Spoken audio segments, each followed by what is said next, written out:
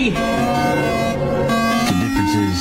10 दिनों के भीतर मोबाइल टावर की चोरी का एक दूसरा मामला सामने आया है। बिहार में चोरों ने रातों रात एक तालाब चोरी कर तो तब हो गई जब पूरी की पूरी 2 किलोमीटर सड़क ही चोरी हो गई। चोरों ने एक 60 फीट लंबा पुल दिन दहाड़े चोरी कर लिया।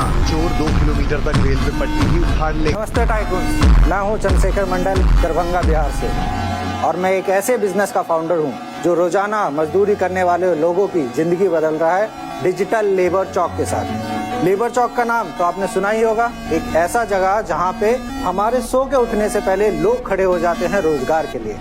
और ऐसे लेबर चौक भारत में हजारों हैं, और आप जानते हैं 15 करोड़ से ज्यादा दैनिक मजदूर हैं और 7 करोड़ से ज्यादा तो सिर्फ कंस्ट्रक्शन में काम करते हैं। और यही तो हैं भारत के असली सुपर फाउंडर।